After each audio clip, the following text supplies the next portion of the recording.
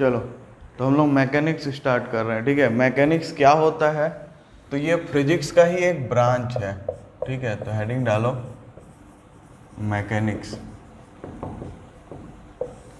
ठीक है, तो मैकेनिक्स क्या होता है भाई?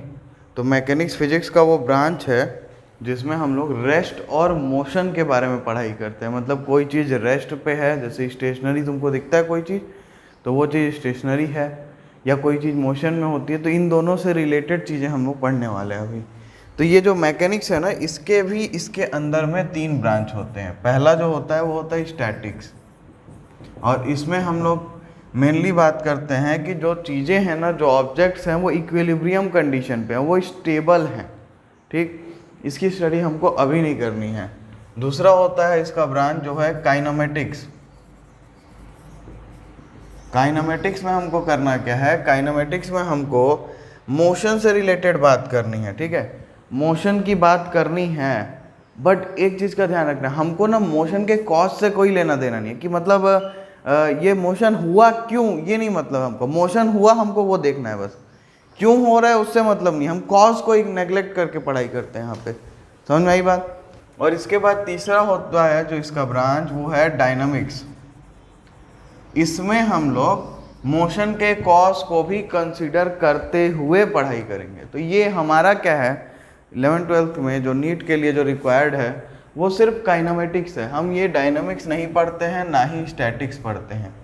ठीक है, तो सबसे पहले स्टार्ट करते हैं हम लोग मोस्ट इम्पॉर्टेंट और सबसे ज़्यादा बेसिक कॉन्सेप्ट से। ठीक है, जो कि हमारा है रेस्ट एंड मोशन। सबसे पहले हमको ना ये 2 वर्ड्स को समझना है कि रेस्ट क्या होता है और मोशन क्या होता है। ठीक है, तो रेस्ट क्या है भाई? जैसे हम लोग किसी चीज़ को देखते हैं, वो वहीं पड़ी हुई है, सालों तक वहीं पड़ी हुई है, मतलब स्टेशनरी है। किसके साथ देखते हो? समय के साथ देखते हो ना। मतलब आज देखे फिर शाम को देखे, टाइम बढ़ा ना। तो इसका मतलब अगर कोई चीज़ टाइम के साथ रेस्ट पे है, मतलब स्टेशनरी है, अपनी पोजीशन को चेंज नहीं कर रही है, तो वो रेस्ट पे है कि नहीं? अच्छा, वहीं दूसरी चीज़ एक होगी जो समय के साथ अपनी पोजीशन को चेंज करेगी, तो उसको क्या बोलेंगे हम लोग कि वो मोशन में है कि नहीं? अच्छा, एक चीज़ सोचो, तुम मान लो जा रहे हो और तुम्हारे जो मित्र हैं वो तुम्हारे गाड़ी के पीछे बैठे हो, और तुम्हारे एक और मित्र हैं वो रोड के किनारे खड़े थे। ठीक है, तो तुम्हारे जो मित्र तुम्हारे पीछे बैठे हैं उनके लिए तुम किस पोजीशन में हो? रेस्ट पे हो कि मोशन में हो? रेस्ट पे हो ना भाई, दोनों एक ही गाड़ी पे बैठे हो ना। तो तुमको वो जब उस आदमी को देखोगे, तुम्हारे जो सामने बैठा हो, वो तो हमेशा तुम्हारे उतनी ही डिस्टेंस पे बैठा दिखेगा ना।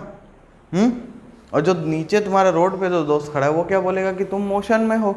इसका मतलब ये रेस्ट और मोशन क्या ऐसा एकदम क्लियर नहीं बता सकते क्या? खुद सोचो, यहाँ ये जो चेयर पड़ी है ये अभी रेस्ट पे है, जाके चांद पे बैठ के देखो तो मोशन में आ जाएगी ना। इसका क्या मतलब है कि एब्सोल्यूट रेस्ट और एब्सोल्यूट मोशन कुछ नहीं होता। एब्सोल्यूट रेस्ट और एब्सोल्यूट मोशन कुछ नहीं होता है। हम लोग बात किसकी करते हैं? रिलेटिव की केवल। मतलब आपका जो देखने का नज़रिया है वो डिपेंड करेगा, वो चेंज कर देगा कि आप मोशन देख रहे हो कि रेस्ट देख रहे हो। अब सोचो एक और एग्जांपल में, आप ही दोनों अगर बस के अंदर बैठ जाओ, आप बस के अंदर मान लो पूरे काले पर्दे लगे, मतलब बाहर का कुछ नहीं दिख रहा, तो आप अपने दोस्त को देखो, बोलेगा रेस्ट पे है भाई, है कि नहीं? आपको नहीं बताया गया ना बस चल रही है कि रुकी है।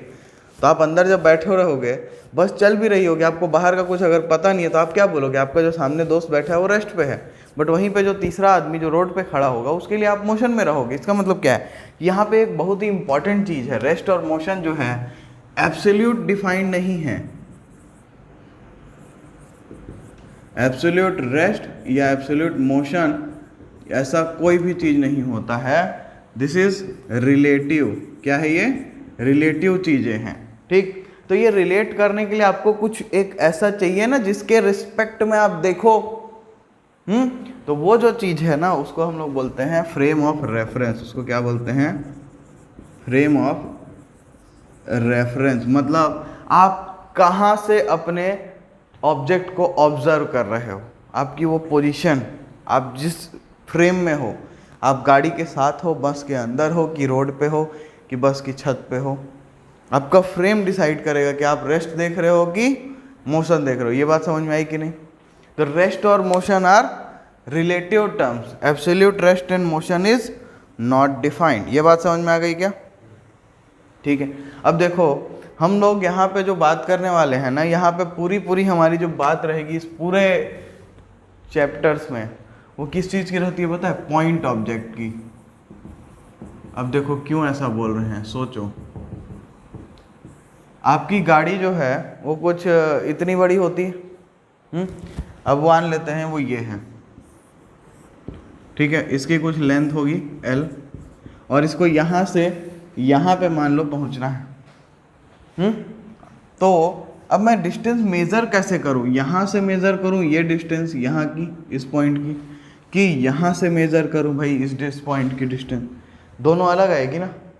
यहाँ से जो वैल्यू मेज़र करोगे वो L कम आएगी। मान लो अगर ये डिस्टेंस है 100 मीटर ले लो, और आप मान लो 2 मीटर का ले लो, आपके पास यहाँ पे जो है वो सिर्फ 2 मीटर है, ठीक है। तो अब यहाँ से जब मेज़र करोगे तो आपको 98 मीटर मिलेगा, यहाँ से मेज़र करोगे तो 100 मीटर मिलेगा। डिस्टेंस मेज़रमेंट करने में तो दिमाग ख़राब हो जाएगा इंसान का, करे तो क्या करे भाई।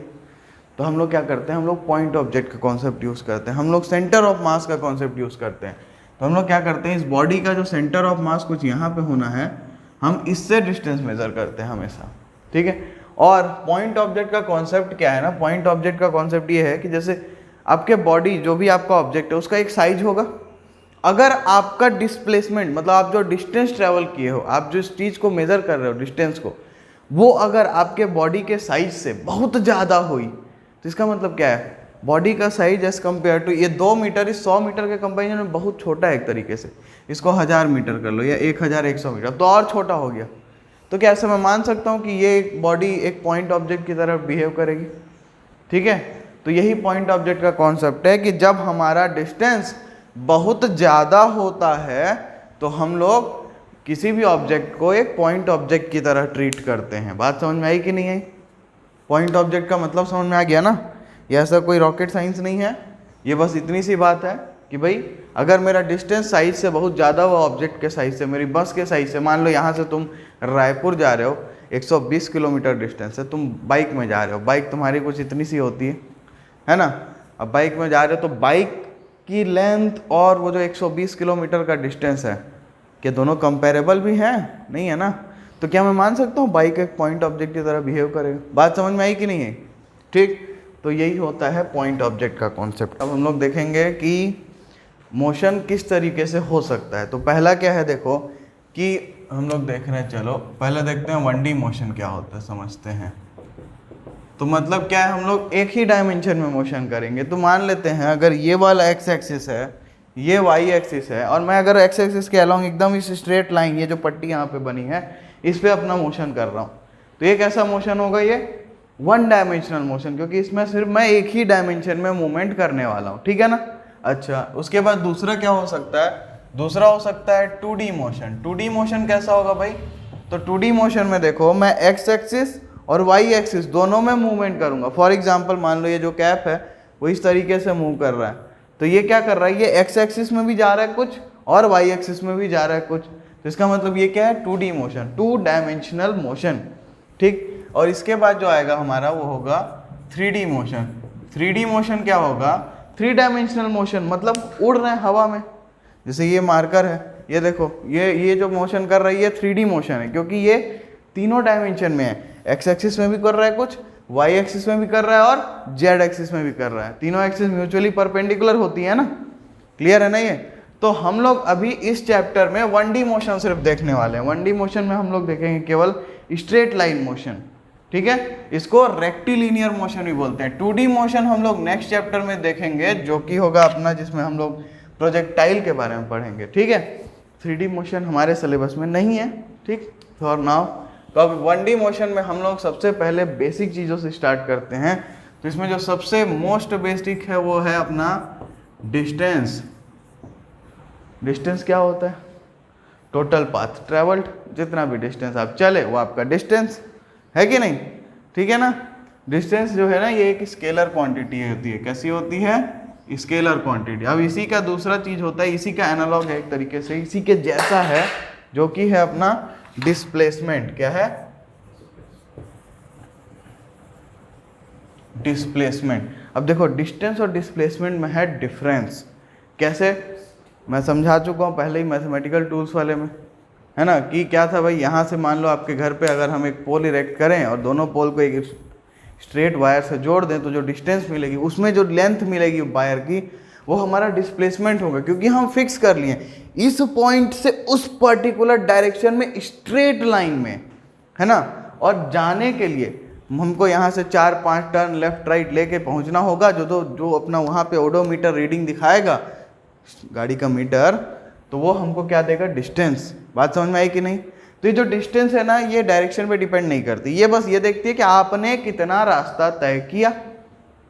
और जो डिस्प्लेसमेंट है ना, ये डायरेक्शन पे डिपेंड करती है, इसीलिए ये जो है ना, ये एक वेक्टर क्वांटिटी है। क्लियर है बात ये, ठीक। अच्छा, तो डिस्टेंस और डिस्प्लेसमेंट में डिफरेंस क्लियर हो गया। अब देखो डिस्टेंस जो है ना, ये हमेशा पॉजिटिव होगा। क्यों होगा हमेशा पॉजिटिव? क्योंकि आप हमेशा वैल्यू आपकी बढ़ती जाएगी। आप 0 से स्टार्ट करोगे, जहाँ से भी स्टार्ट करोगे, और उसके आगे आपकी वैल्यू बढ़ती जाएगी हमेशा। वैल्यू कम नहीं हो सकती डिस्टेंस ट्रेवल। मतलब मान लो मैं यहाँ से ऐसे 4 कदम आगे गया, फिर ऐसे पीछे आ गया 2 कदम, तो मेरा टोटल डिस्टेंस 6 है, कम नहीं हो सकता डिस्टेंस। तो इसलिए डिस्टेंस इज ऑलवेज पॉजिटिव, ठीक। बट डिस्प्लेसमेंट की अगर बात करें, चलो सोचो, तो मैं यहाँ से 4 कदम आगे गया, फिर वापस आ गया वहीं उसी पॉइंट पे, तो मेरा डिस्प्लेसमेंट कितना हुआ, 0। Final position minus initial position 0, initial minus final 0, change 0। तो डिस्प्लेसमेंट हमारा 0 भी हो सकता है, पॉजिटिव भी हो सकता है। आप सोचो, मैं यहाँ से 2 कदम आगे गया और 4 कदम पीछे आ गया, अब मेरा डिस्प्लेसमेंट कितना है, अब मेरा डिस्प्लेसमेंट नेगेटिव हो गया है, -2। बात समझ में आई। तो जो डिस्प्लेसमेंट है ये पॉजिटिव, नेगेटिव या 0 तीनों हो सकता है, पॉजिटिव, नेगेटिव, 0 तीनों हो सकता है। क्लियर है ना ये।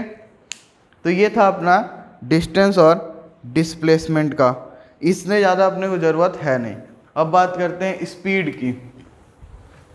नेक्स्ट हमारा जो है वो है स्पीड। तो स्पीड होता है distance travelled divided by total time taken. मतलब उस डिस्टेंस को कवर करने में कितना टाइम आप ले रहे हो। तो जो भी आपका टोटल डिस्टेंस होगा उसको अगर आप टाइम से डिवाइड करोगे तो आपको स्पीड मिलेगा। बात समझ में आई। अब देखो स्पीड ना 3 तरीके की हो सकती है। स्पीड 3 तरीके की हो सकती है। कैसे? एक हो सकता है यूनिफॉर्म स्पीड।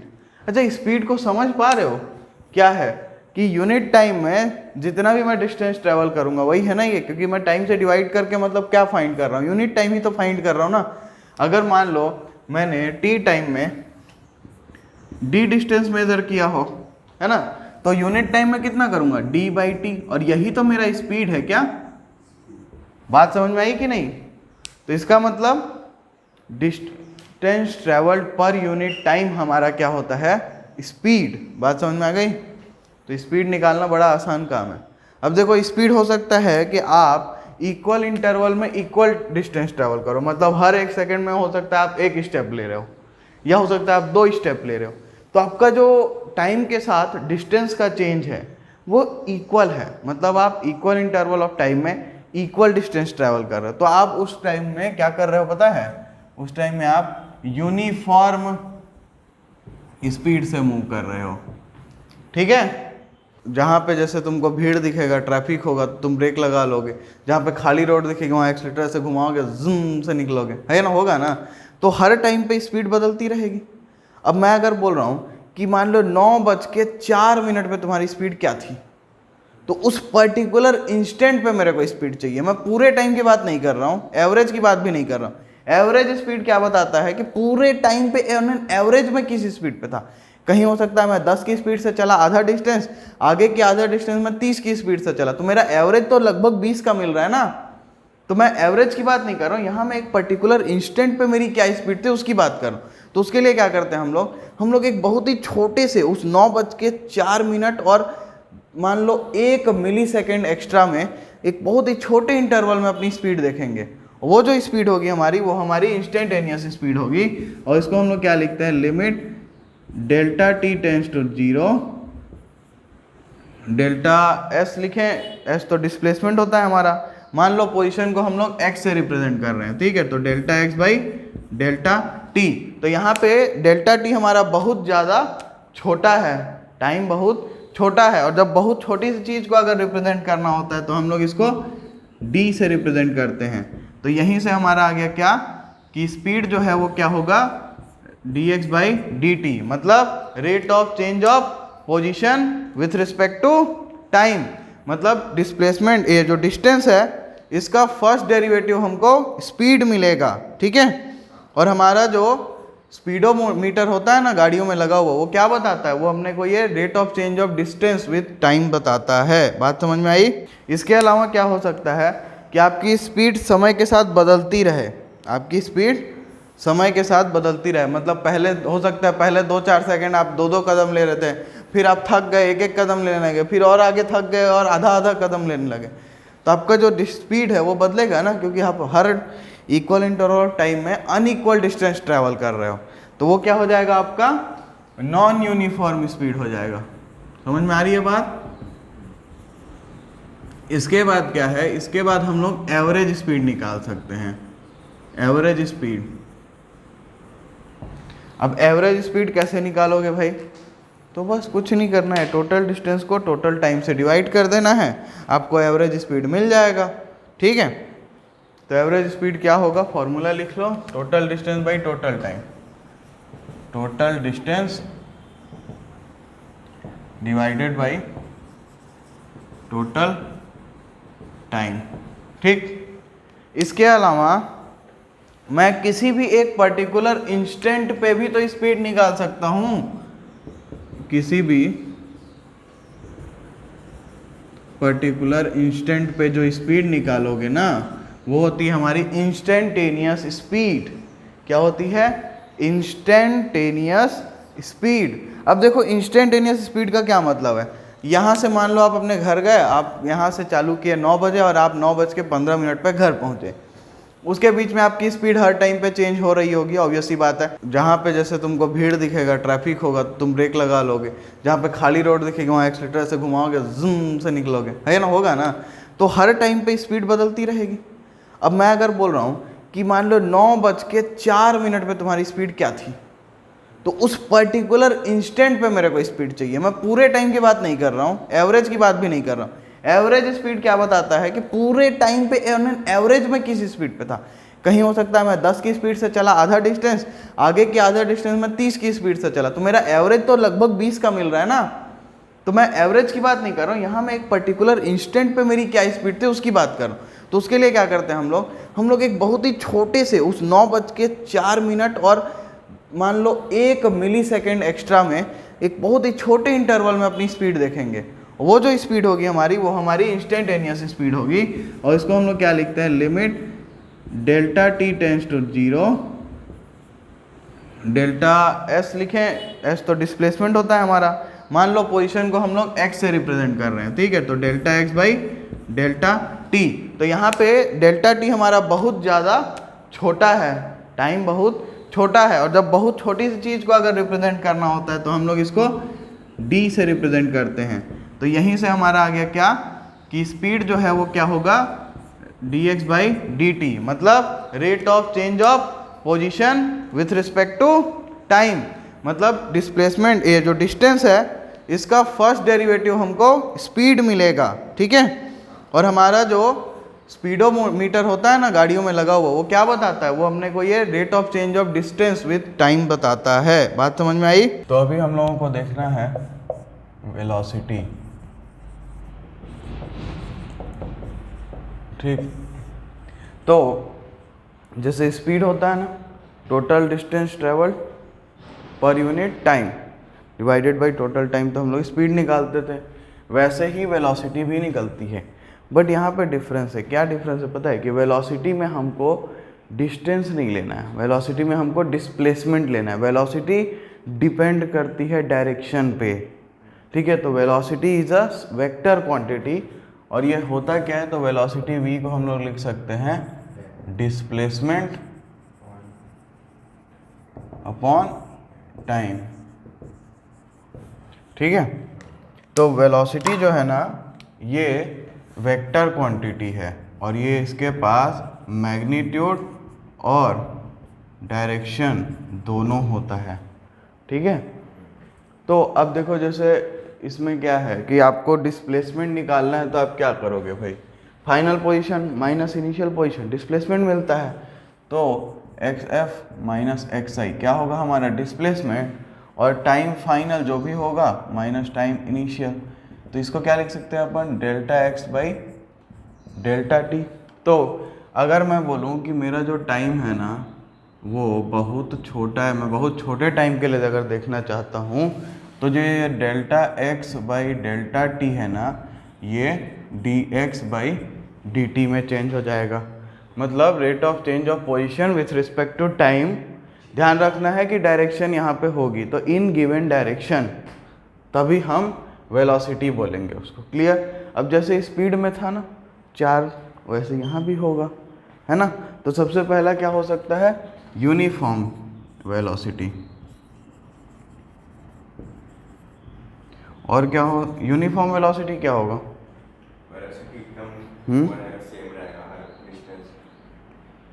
जब अपन इक्वल डिस्प्लेसमेंट ट्रैवल करेंगे इक्वल इंटरवल ऑफ टाइम में तो हमारा वेलोसिटी यूनिफॉर्म रहेगा, ठीक है। Equal displacement in equal interval of time. Speed में इक्वल डिस्टेंस था, ध्यान रखना, यहाँ पे इक्वल डिस्प्लेसमेंट बोल रहे हैं क्योंकि डायरेक्शन मैटर करता है यहाँ पे। और उसी तरीके से नॉन यूनिफॉर्म वेलोसिटी भी हो जाएगा, नॉन यूनिफॉर्म वेलोसिटी ये क्या हो जाएगा जब हम unequal displacement equal interval of time में ट्रैवल करेंगे तो हमारा वेलोसिटी जो है वो नॉन यूनिफॉर्म हो जाएगा, ठीक। इसके बाद हमको लिखना है एवरेज वेलोसिटी। एवरेज वेलोसिटी क्या होगा भाई, total displacement upon total time, ठीक है। तो एवरेज वेलोसिटी क्या होगा, total displacement upon total time, ठीक है। टोटल डिस्प्लेसमेंट ऊपर निकाले हो ना डेल्टा एक्स है और टाइम डेल्टा टी है मान लेते हैं, ठीक है। इसके बाद क्या देख सकते हैं हम लोग इंस्टेंटेनियस वेलोसिटी। तो इंस्टेंटेनियस वेलोसिटी क्या होगा कि हमको अपने उस पूरे पाथ के बीच में किसी एक पर्टिकुलर इंस्टेंट पे वेलोसिटी चाहिए, मतलब हम क्या करेंगे वहाँ पे जैसे स्पीड में किए थे एक छोटा सा टाइम लेंगे, उस छोटे से टाइम में देखेंगे कि हमने कितना डिस्प्लेसमेंट कवर किया, ठीक। तो इंस्टेंटेनियस वेलोसिटी जो है वो क्या हो जाता है limit delta t tends to 0 delta x by delta t, जिसको हम लोग क्या लिखते हैं d x by D t. अब ध्यान रखना ये है ना कि ये जो इंस्टेंटेनियस वेलोसिटी है या जो ये जो एवरेज वेलोसिटी है ये सारे वेक्टर क्वांटिटीज़ हैं, ठीक है, इसलिए हम लोग सब में वेक्टर लेंगे और displacement is also a vector quantity. बात समझ में आई कि नहीं आई। अब देखो जैसे कि कहीं भी हमारा यूनिफॉर्म मोशन हो रहा है, यूनिफॉर्म मोशन हो रहा है मतलब कि हम यूनिफॉर्म वेलोसिटी से जा रहे हैं। अगर वेलोसिटी कांस्टेंट है तो हमको कुछ नहीं करना, हमको एक ही चीज़ याद होती है बचपन से जो पढ़ते आ रहे हो, क्या या पढ़ते आ रहे हो कि डिस्टेंस क्या होता है, ये स्पीड, देखो स्पीड क्या होता है, तो बस वही अपना बेसिक रहेगा, speed is equal to distance upon time. तो यहाँ से स्पीड को v से अगर रिप्रेजेंट करना है तो distance x upon time t, और अगर इसी को डिस्प्लेसमेंट में देखना है तो velocity vector is equal to displacement upon time, ठीक है। तो ये अपना यूनिफॉर्म मोशन में रहेगा। इसमें सवाल वैसे आते नहीं हैं ज़्यादा, एक आध तो कभी कभार पूछते हैं, ठीक है। अब इस पे सवाल कैसे आते हैं, इस पे सवाल जनरली हमको दिया रहेगा कोई कि मान लो displacement is a function of time, displacement as a function of time किस टाइप से, मान लो हमको दे दिया कि x of t is equal to 2t³ plus 3t square plus t plus 1, ठीक है, और बोलेगा find velocity at t is equal to 2 second, ये पूछ दिया। तो क्या करोगे, क्या कुछ नहीं करना है भाई, डिस्प्लेसमेंट दे दिया है ना, डिस्प्लेसमेंट का फंक्शन, तो तुम करोगे क्या डिफ्रेंशिएट करोगे d by D T of x of T, बस। तो 2t³ का क्या होगा 2 × 3t² प्लस 3 × 2t प्लस 1, और इसका तो 0 हो जाएगा, छोड़ो। अब ये मिल गया, इसमें x = 2 पुट करके वैल्यू निकाल लोगे। तो इस तरीके के सवाल आएंगे। उसके अलावा कुछ सवाल ऐसे भी होंगे जो कि इनिशियल और फाइनल पे दिया होगा, ठीक है। अब मान लो एक सर्कल में अगर घूम रहे हो तुम, एक सर्कल अगर तुम्हारे पास है, यहाँ पे देखते हैं कि अगर एक सर्कल है ये, ठीक है, इस पॉइंट से शुरू किए हो, ठीक है, इस पॉइंट ए से शुरू किए हो, पूरे सर्कल को घूम के आके वापस ए पे आ गए हो, ठीक है। तुम्हारा वेलोसिटी कितना होगा? अगर मैं एवरेज वेलोसिटी पूछूं कितना होगा? क्यों होगा 2πr भाई? इनिशियल पोजीशन और फाइनल पोजीशन सेम है, डिस्प्लेसमेंट है क्या? तो फिर वेलोसिटी होगी क्यों? 0 होगी ना, ठीक है। तो एक क्वेश्चन देखते हैं इस पे। क्वेश्चन हमारा ये है, क्या है कि on a 60 kilometre track, on a 60 kilometre track a train travels the first 30 kilometre with the speed of 30 kilometre per our, ठीक है। तो ये 60 किलोमीटर का ट्रैक है हमारा, मान लो ए से बी का, और ये यहाँ पे 30 का है। इस 30 में ट्रेन जो है ना वो किस स्पीड से चली है? मान लो इसको v1 जो कि है 30 किलोमीटर पर आवर का, ठीक। उसके अलावा क्या बोल रहा है आगे, how fast must the train travel the next 30 kilometre so that average velocity is 40 kilometre per our. तो एवरेज वेलोसिटी बोल रहा है ये कितना है? 40 किलोमीटर पर आवर, ठीक है, फॉर द इंटायर ट्रिप। पूरे ट्रिप के लिए आपकी एवरेज वेलोसिटी 40 किलोमीटर होनी चाहिए, ठीक है भाई। तो ये S1 यहाँ से यहाँ तक का 30 है, S2 यहाँ से यहाँ तक का 30 है, इसमें कोई दिक्कत नहीं है ना। अब अगर आगे देखा जाए तो हमको करना क्या है? देखो यहाँ देखो S1 मालूम है, V1 मालूम है, टाइम निकाल सकता हूँ। यहाँ S2 मालूम है, टाइम नहीं मालूम है, टाइम नहीं मालूम है। देखते हैं चलो। तो एवरेज वेलोसिटी 40 होनी चाहिए, एवरेज वेलोसिटी 40 होनी चाहिए। और एवरेज वेलोसिटी क्या होता है? Total displacement upon total time. तो क्या करें बताओ? यहाँ पे S2 है, यहाँ पे V2 भी हमको नोन नहीं है, और सवाल में हमको पूछा क्या है? सवाल में हमको पूछा है कि how fast must the train travel, मतलब हमको V2 की वैल्यू निकालनी है, हमको V2 की वैल्यू निकालनी है, ठीक है। तो V2 हमारा यहाँ पे क्वेश्चन है जो निकालना है। तो एक काम करो, देखो हमको एवरेज वेलोसिटी का फॉर्मूला मालूम है, क्या होता है? Total displacement upon total time, ठीक। टोटल डिस्प्लेसमेंट कितना होगा? S1 plus S2। Total time कितना होगा? T1 plus T2। अब S1 30 है, S2 भी 30 है, ठीक है। टाइम T1 क्या होगा? देखो डिस्टेंस क्या हो, डिस्प्लेसमेंट क्या हो, स्पीड क्या होता है? Displacement upon time. तो टाइम क्या हो जाएगा? डिस्प्लेसमेंट अपॉन वेलोसिटी, ठीक है। तो यहाँ पे मैं क्या लिख सकता हूँ? S1/V1, और यहाँ क्या लिख सकता हूँ? S2/V2, ठीक है ना। अब ये देखो इसमें हमको क्या क्या चीज़ें मालूम है? 30 + 30 ऊपर लिख दिए 60, और नीचे देखो S1 30 है, V1 भी 30 है, 1 लिख दूँ? अच्छा, S2 30 है, V2 नहीं मालूम है, S2 30 है, V2 नहीं मालूम है, और एवरेज वेलोसिटी 40 है। तो क्या करोगे? देखो अब इसको सॉल्व करना तो आसान है ना, 1 0 यहाँ से काट दो सीधा सीधा, तो ये सिंपल कैलकुलेशन हो गया। इसको इधर पार्सल कर दो, क्या लिखोगे? 1 + 30/V2 इज इक्वल टू 6/4। 4 इधर जाएगा, ये पूरा उधर जाएगा। अब यहाँ से क्या लिख सकते हो? 30/V2 इज इक्वल टू 6/4 - 1, तो ये 6 - 4/4, 2/4, 30/V2। V2 क्या हो जाएगा भाई? 30 × 4 / 2, कितना हो जाएगा? 60 किलोमीटर पर आवर। समझ में आया? तो इस तरीके से एकदम सिंपल ही सवाल है, बहुत हार्ड नहीं था ये। इस टाइप का सवाल आ सकता है, देख लो। तो मेन जो तुमको मैं यहाँ पे बताना चाह रहा था ना, वो ये बता रहा था कि कई बार ऐसा तुमको लगेगा कि सर यहाँ का वेलोसिटी भी नहीं दिया, टाइम भी नहीं दिया, क्या करें। तो कंफ्यूज होना नहीं है, क्योंकि जो आपके पास है ना उसी को मैनिपुलेट करके ला सकते हो।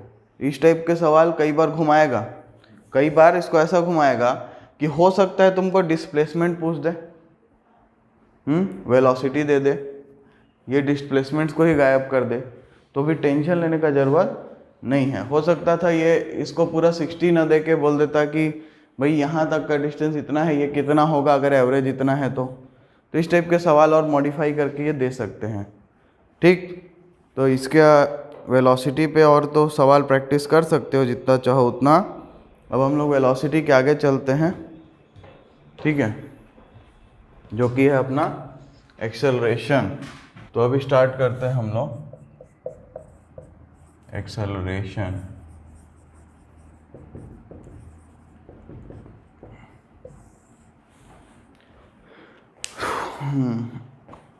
तो भाई एक्सेलरेशन समझते हो क्या होता है?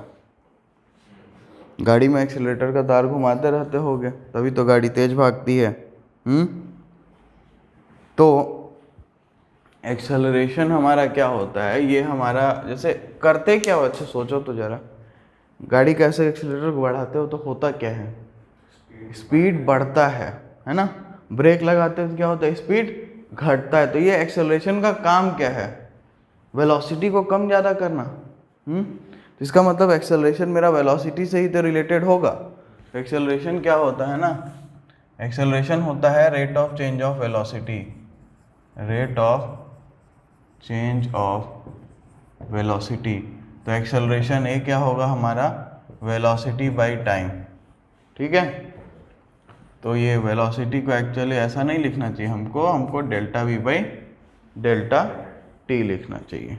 ठीक है, वेलोसिटी बाय टाइम। चलो आगे देखते हैं। तो भाई एक्सेलरेशन का ऐसा यूनिट क्या होगा, वेलोसिटी का क्या होता है मीटर पर सेकेंड, और इसका क्या होगा सेकेंड, ये क्या हो जाएगा मीटर पर सेकेंड स्क्वायर। तो ऐसा यूनिट क्या है, मीटर पर सेकेंड स्क्वायर। ठीक, अब देखो कई टाइप के एक्सेलरेशन होते हैं। यूनिफॉर्म एक्सेलरेशन, एक कांस्टेंट एक्सेलरेशन आप प्रोवाइड करते रहोगे अपनी गाड़ी को कंटिन्यूअसली, आइडियल केस है भाई। असली में गाड़ी में तुम उतने पे भी अपना एक्सेलेटर रखोगे ना तो वो वेरी करता ही है, बढ़ते जाता है या फिर वेरी करता है, बोलो बढ़ना गारंटी नहीं है ना। तुम्हारी गाड़ी अच्छी है तो बढ़ेगा, हो सकता है कुछ लोगों की ख़राब हो तो घट भी जाता है। ठीक है, इसके अलावा हो सकता है अपना वेरिएबल एक्सेलरेशन, जो तुम नॉर्मली डेली लाइफ में यूज़ कर रहे हो, गाड़ी के साथ बढ़ा रहे हो घटा रहे हो, बढ़ा रहे हो घटा रहे हो। ठीक है, तो हमको जो देखना है वो है एवरेज एक्सेलरेशन। क्या क्या एक्सेलरेशन है अपना, यूनिफॉर्म कांस्टेंट एक्सेलरेशन है, कंटिन्यूअसली सेम एक्सेलरेशन प्रोवाइड कर रहे हैं। नॉन यूनिफॉर्म, अच्छा इसको जैसे अपन वेलोसिटी डिफाइन कर रहे थे ना, क्या था कि when equal displacement in equal interval of time, तो यहाँ पे equal change in velocity in equal interval of time को भी यूनिफॉर्म एक्सेलरेशन बोलोगे। उसी तरीके से अगर नॉन यूनिफॉर्म एक्सेलरेशन की बात करें तो unequal change in velocity in equal interval of time, but उसकी ज़रूरत है नहीं। इतना समझ लो कि एक्सेलरेशन कंटिन्यूअसली अगर चेंज हो रहा है टाइम के साथ तो वो नॉन यूनिफॉर्म एक्सेलरेशन है। ठीक है, इसके बाद बात कर सकते हैं एवरेज एक्सेलरेशन की। एवरेज एक्सेलरेशन हमारा क्या होगा, तो एवरेज एक्सेलरेशन जो होगा वो क्या होगा भाई, वेलोसिटी बाय टाइम ही होगा। ठीक है, तो एवरेज लोगे तो टोटल वेलोसिटी जो भी होगी डिवाइडेड बाय टाइम, तो delta v by delta T. इसके अलावा हो सकता है इंस्टेंटेनियस।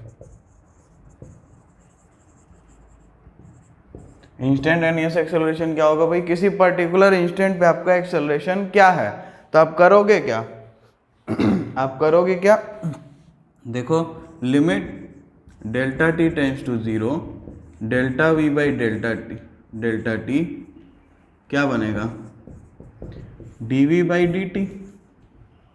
ठीक है ना, अब ये जो dv बाई डी टी है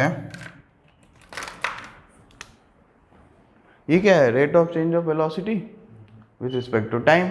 मतलब जो वेलोसिटी का हमको अगर फंक्शन दिया है टाइम का वेलोसिटी तो तो उसको डिफरेंशिएट करके हमको एक्सेलरेशन मिल जाता है। अब देखो वेलोसिटी क्या होता था, याद है? वेलोसिटी होता था dx बाई डी टी, तो ये क्या बन गया D square x by D T square of x. तो इसका मतलब क्या है, डिस्प्लेसमेंट को अगर 2 बार डिफरेंशिएट करेंगे तो हमको एक्सेलरेशन मिलेगा। ठीक है,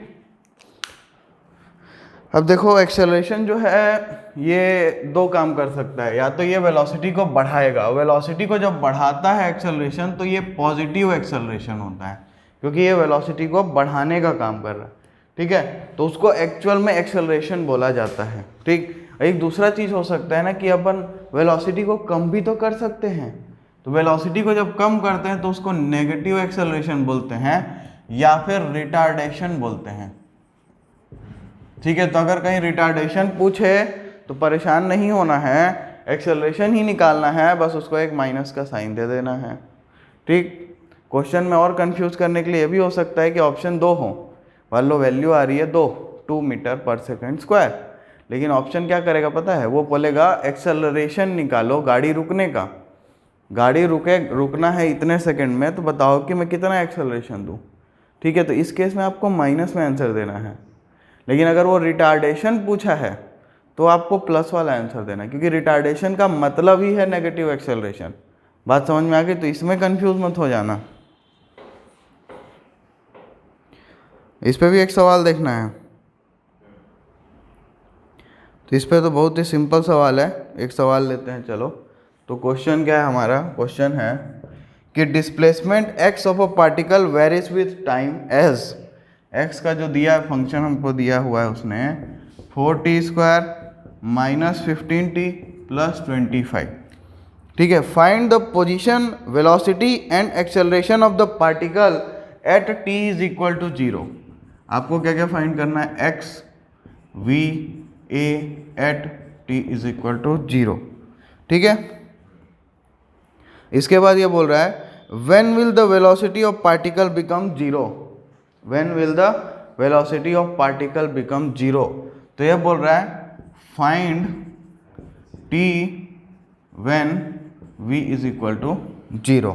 ठीक है, ठीक है ना, तो अब ये करते हैं सॉल्व। चलो, तो x at t is equal to 0 निकालना है, तो क्या करें भाई, x में t is equal to 0 put कर दो, तो क्या होगा 0 माइनस 0 प्लस 25, तो x कितना हो गया 25।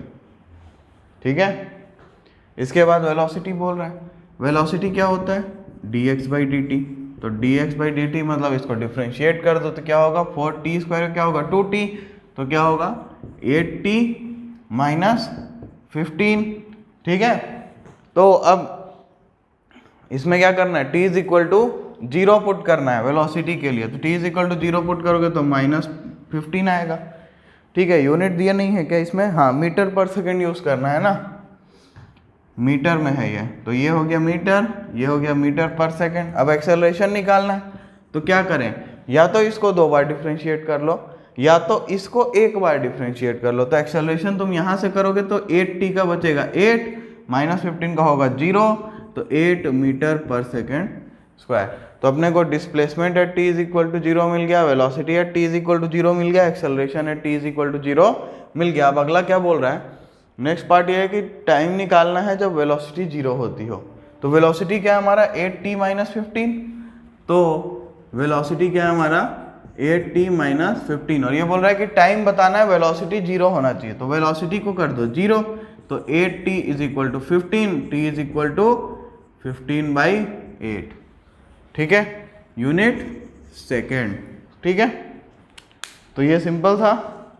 चलो अब देखो हमको जो पढ़ना है ना, हमको सिर्फ यूनिफॉर्म एक्सेलरेशन पढ़ना है, नॉन यूनिफॉर्म एक्सेलरेशन हो हमको नहीं पढ़ना है, ध्यान रखना। तो हमारे केस में जितने भी हम लोग पढ़ने वाले हैं उसमें अपना एक्सेलरेशन कांस्टेंट रहेगा। ठीक ठीक, तो अब हम लोग क्या करेंगे, अब हम लोग देखेंगे काइनेमेटिक इक्वेशंस ऑफ मोशन, कब, फॉर यूनिफॉर्मली एक्सेलरेटेड केस। मतलब हमारे टाइम में हमारा क्या हो रहा है यहाँ पे कि हमारा जो मोशन है ना वो यूनिफॉर्मली एक्सेलरेटेड मोशन है, तो उसमें अपन कौन से इक्वेशंस यूज करते हैं, पहले भी पढ़ के आए हो बट फिर भी मैं बता दे रहा हूँ। ठीक है,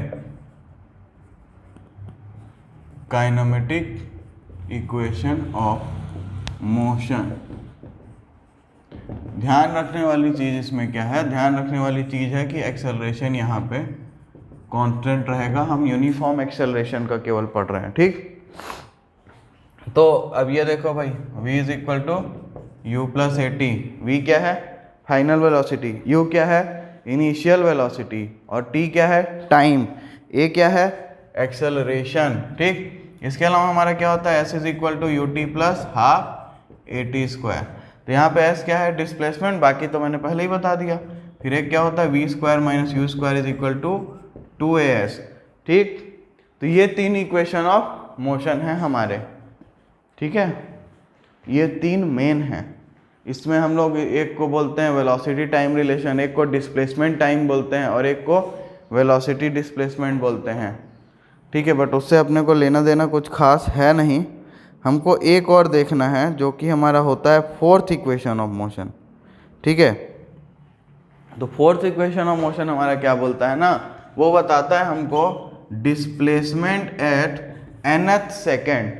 तो Sn क्या होता है अपना, u plus a by two into 2n minus 1, ये फॉर्मूला है। यहाँ पे n क्या है, n वो टाइम है जो अपन देखते हैं।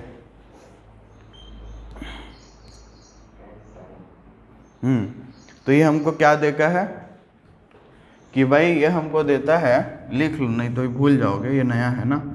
तो distance travelled in nth second, nth second में कितना डिस्टेंस कवर करोगे, इस फॉर्मूले से निकालते हैं, ठीक है। इसके डेरिवेशन हम लोग नहीं कर रहे हैं क्योंकि हमको बस इनको अप्लाई करना है, ठीक है। इसके डेरिवेशन में टाइम वेस्ट करने की कोई ज़रूरत नहीं है। तो अब एक क्वेश्चन लेते हैं और देखते हैं। इसके दो डेरिवेशन है, वैसे एक ग्राफिकल मेथड से है और एक तुम्हारा कैलकुलस मेथड से है, बट मेरे को उस दोनों में कोई इंटरेस्ट नहीं है।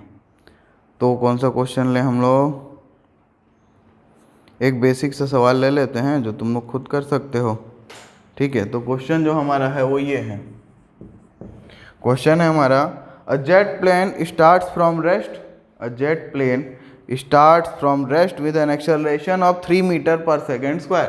तो एक्सेलरेशन कितना है भाई, 3 metre per second square. Starts from rest बोला है, मतलब u का वैल्यू 0 मीटर पर सेकेंड है, ठीक है। And makes a run for 35 seconds before taking of, मतलब 35 सेकेंड तक वो रनवे पे रहता है टेक ऑफ करने से पहले। तो टाइम मिल गया अपने को 35 second. What is the minimum length of the runway, what is the minimum length of the runway and what is the velocity of the jet at take off, ठीक है। तो ये कर क्या रहा होगा, सोचो। ये ऐसे यहाँ से शुरू करेगा, ऐसे 35 सेकेंड तक जाएगा और फिर ऐसे टेक ऑफ कर जाएगा, है ना। तो मिनिमम लेंथ कितनी होनी चाहिए भाई, वो इनिशियल वेलोसिटी 0 से 35 सेकेंड में जितना डिस्टेंस ट्रेवल करेगा वही हमारा मिनिमम लेंथ होना चाहिए रनवे का। और वो यहाँ u इज इक्वल टू 0 से स्टार्ट करके उड़ने से पहले जो मैक्सिमम वेलोसिटी क्या पाएगा, फाइनल वेलोसिटी जो उसकी होगी वही हमको निकालना है। तो हमको s निकालना है और v निकालना है। बात समझ में आई कि नहीं, क्वेश्चन पढ़ के क्या क्या करना है समझ में आ गया होगा, ठीक। अब देखो भाई, हमको क्या चाहिए, s चाहिए, हमको क्या चाहिए, v चाहिए। अब सबसे आसानी से मैं v निकाल सकता हूँ, कैसे देखो, u प्लस ए टी से, और उसके बाद s निकालने के लिए तो मैं दोनों में से कोई भी फॉर्मूला यूज़ कर सकता हूँ। तो तुमको बस देखना है कि हमारे पास गिवन क्या सेट है, उसमें से कौन सा फॉर्मूला तुम्हारे सेट में से तुमको रिक्वायर्ड चीज़ देने वाला है। तो मेरे को दिख रहा है कि velocity v is equal to u plus A T से निकल जाएगी। हमको u कितना दिया हुआ है, 0, एक्सेलरेशन कितना है 3, टाइम कितना है 35, 3 इंटू 35 5, 105 मीटर पर सेकेंड, मिल गई वेलोसिटी, ख़त्म। अब क्या है, हमको डिस्प्लेसमेंट निकालना है। तो देखो इससे भी निकाल सकते हो, पर थोड़ा सा दिमाग खोल के देखो कि 105 का स्क्वायर करना पड़ेगा। तो हम कुछ आसान काम करें, तो s इससे निकाल लेते हैं। चलो तुम उससे भी निकाल के देख सकते हो। तो you t plus half a t square, you कितना है 0 इंटू टी, टी 35 है ना हमारा, टी 35 है, प्लस हाफ 3 इंटू 35 का स्क्वायर। तो ये 0 हो जाएगा, तो 1/2 इंटू 3 इंटू 35 का स्क्वायर करके सॉल्व करके आंसर ला सकते हो। इसका आंसर कितना आएगा? इसका आंसर आएगा 1837.5 मीटर। ठीक है, तो इतना मिनिमम लेंथ का रनवे होना चाहिए। तो ये इतना सिंपल सवाल था। इससे क्या मैंने बताया? मैंने सिर्फ ये बताया कि कैसे आप क्वेश्चन को डिकोड करके कैसे उसको समझ के क्या पूछा है वो खोजना है। हेडिंग डालते हैं मोशन अंडर ग्रेविटी। ठीक है, तो मोशन अंडर ग्रेविटी मतलब क्या है भाई? देखो, एक्सेलरेशन यूनिफॉर्म होता है, जी की value 9.8 metre per second square होती है, याद ही है, बचपन से करते आ रहे हो 9th क्लास से। तो यहाँ पे तुमको मेन चीज़ जो समझनी है वो एक है, क्या फ्री फॉल क्या होता है? फ्री फॉल क्या होता है भाई? देखो, ये मार्कर है मेरे पास, इसको मैं छोड़ दिया, इसको मैंने ऐसे फेंका नहीं है, इसको मैंने बस यहाँ से छोड़ दिया। तो ये क्या कर रहा है? इस पर कोई एक्सटर्नल फोर्स नहीं है, ये क्या कर रहा है? केवल अर्थ के ग्रेविटेशनल पुल की वजह से नीचे जा रहा है अपने आप। इसका मतलब ये क्या कर रहा है? फ्री फॉल कर रहा है। When a body is released at some height, just released, ध्यान रखना, तो वो फ्री फॉल करता है, क्योंकि उस वो के सिर्फ और सिर्फ ग्रेविटेशनल अट्रैक्शन की वजह से नीचे जाता है। और किस चीज़ की वजह से? जी की वजह से, जो कितना है? 9.8 मीटर पर सेकेंड। तो जी की वैल्यू कितनी होती है हमारी? 9.8 मीटर पर सेकेंड स्क्वायर। ठीक, अब इसमें भी सवाल एकदम सिंपल होते हैं भाई। मैंने बॉल को ऊपर फेंका, बॉल नीचे आया, ठीक, मैंने कोई सी चीज़ को रिलीज़ कर दिया, बाउंस करके कितना जाएगा, इसी टाइप का सिंपल सवाल होता है। तो अब देखो, इसमें बस याद दिमाग में क्या रखना है ऐसा जिससे कि पूरा काम हो जाए। तो वो दिमाग में रखने वाली चीज़ बस इतनी है कि जब तुम ऊपर जा रहे होगे, जब तुम ऊपर जा रहे हो तो तुम्हारी वेलोसिटी बढ़ेगी कि घटेगी? घटेगी। तो वेलोसिटी जब घटेगा तो एक्सेलरेशन नेगेटिव होना चाहिए। तो जब अपन ऊपर जाएंगे तो अपन g की वैल्यू को -9.8 मीटर पर सेकेंड लेंगे। कई बार क्वेश्चन में बोलेगा तो 10 ले लेना, अगर बोलेगा तो नहीं बोलेगा अगर कुछ ना। देखो, दोनों केस पॉसिबल है। क्वेश्चन में लिख भी सकता है use g as 9.8, use g as 10, कोई दिक्कत नहीं। अगर कुछ नहीं बोला तो 10 लेके कर सकते हो, ऐसा कोई दिक्कत नहीं है। बट ध्यान रखना कि जनरली 9.8 पे ही कोशिश करो, क्योंकि उसी से एग्जैक्ट आंसर आता है। 10 तो रफ अप्रोक्सीमेशन है, 9 तक के लिए ठीक था ना, हमेशा ठीक नहीं है वो। बाकी क्वेश्चन में कई बार जी 10 लेने के लिए भी बोल देगा, तो उस टाइम 10 ले लेना, आसान हो जाएगा काम। अच्छा, अब दूसरी चीज़, जब तुम नीचे आ रहे होगे तो तुम्हारी वेलोसिटी बढ़ेगी। अब अगर वेलोसिटी बढ़ रही है तो एक्सेलरेशन क्या कर रहा है? तुम्हारी वेलोसिटी बढ़ा रहा है ना, इसका मतलब एक्सेलरेशन को तुम पॉजिटिव लोगे, तो जी की वैल्यू को 9.8 मीटर पर सेकेंड लोगे, बस, और कोई टेंशन नहीं है। और इक्वेशंस क्या हो जाएंगे पता है? देखो, इसमें भी सेम, ये यूनिफॉर्म एक्सेलरेशन है ना भाई, तो जो काइनेमेटिक इक्वेशन लिए थे वो यहाँ भी वैलिड होगा। v equal to you plus AT होता है, बट यहाँ पे a नहीं लग रहा है, यहाँ पे g लग रहा है। ठीक है, s is equal to UT plus half AT square होता है, तो यहाँ पे a नहीं लग रहा है, यहाँ पे g लग रहा है, और यहाँ पे डिस्प्लेसमेंट नहीं है, यहाँ पे वो हाइट है, तो h हो जाएगा। ठीक है, नेक्स्ट क्या है? v square minus you square is equal to 2GH हो जाएगा। ठीक है, nth वाला भी लिख सकते हो, बट उसका जरूरत नहीं है, उस पर कभी सवाल आज तक तो नहीं पूछा है। ठीक है, तो एक सवाल इस पर भी देख लेते हैं। ठीक है, तो हमारा क्वेश्चन जो है वो ये है कि a balloon is ascending at the rate of 9.8 metre per second, मतलब यू कितना है? 9.8 मीटर पर सेकेंड। ठीक है, at a height of 39.2 meter above the ground when a food packet is dropped from the balloon, मतलब height कितनी है अपनी? 39.2 metre. ठीक है, after how much time and with what velocity does it reach the ground, मतलब ये जो food packet को अपन 39.2 पे छोड़े हैं, तो ये देखते हैं, मान लो तो ये अपना बैलून जा रहा था ऊपर, किस वेलोसिटी से? 9.8 मीटर पर सेकेंड से। यहाँ से हमने एक फूड पैकेट को नीचे ड्रॉप किया है, मान लो ये अपना ग्राउंड है, तो ये हाइट कितनी है? 39.2 मीटर। ठीक, अब यहाँ पे हमको v निकालना है और t निकालना है, मतलब ग्राउंड पहुँचने पे उसकी वेलोसिटी कितनी होगी और टाइम कितना होगा। ठीक है, यहाँ तक कोई दिक्कत? अब ये सवाल अगर समझ में आ गया है तो देखो हमको ये क्या बोल रहा है, ये बैलून ऊपर जा रहा है 9.8 मीटर पर सेकंड से, इसका मतलब जब मैं फूड पैकेट को ड्रॉप करूँगा तो वो भी 9.8 मीटर पर सेकंड से ऊपर जा रहा होगा। जैसे कार में बैठे हो, अगर कोई सामान पीछे साइड में फेंकते हो तो वो सामान जिस जगह पे फेंकोगे वहाँ नहीं गिरेगा, उससे थोड़ा सा आगे गिरेगा, क्योंकि उस सामान के पास भी उतनी ही वेलोसिटी है जितनी वेलोसिटी कार की थी। तो यहाँ पे भी ये फूड पैकेट ऊपर जा रहा होगा 9.8 मीटर पर सेकंड से। क्लियर है ना?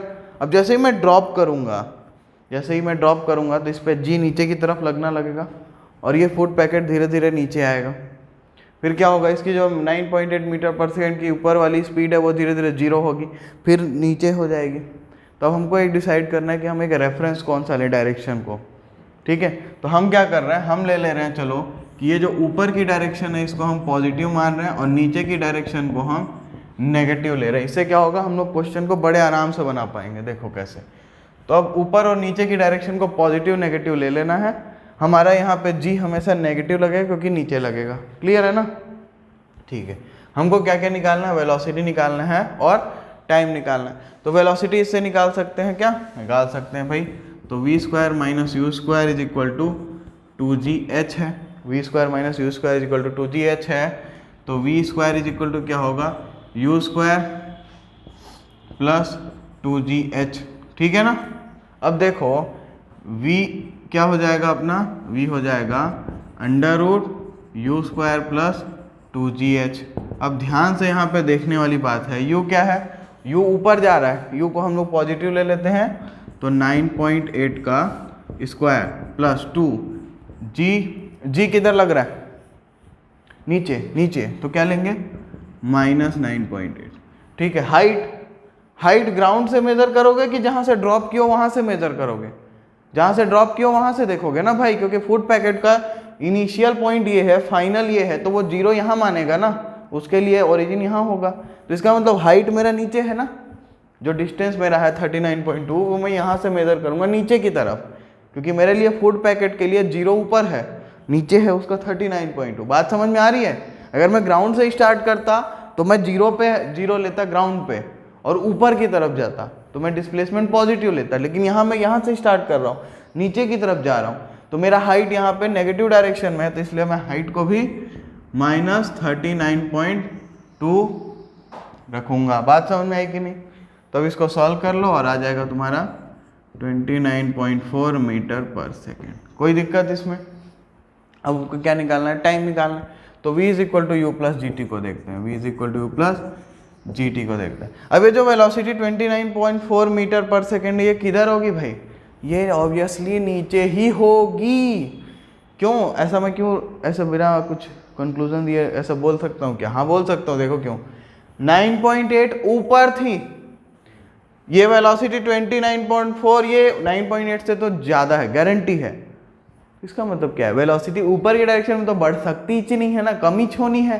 तो 9.8 से वो जीरो क्या होगा, जीरो से वो घटते 29.4 तक आया होगा नीचे की डायरेक्शन में। ठीक है, तो अब इसमें मेरा अब देखो हमने क्या लिया, ऊपर पॉजिटिव लिया है, नीचे नेगेटिव, तो वेलोसिटी मेरा नीचे है, तो मैं क्या लिखूंगा, minus 29.4 is equal to U, जो इनिशियल वेलोसिटी है मेरा वो ऊपर है, पॉजिटिव डायरेक्शन में है, तो क्या लूंगा मैं 9.8 प्लस जी, मैं किधर लूंगा, नीचे ले रहा हूँ, जी हमेशा नीचे लगता है, तो जी की वैल्यू क्या लेंगे, माइनस 9.8 इंटू टी।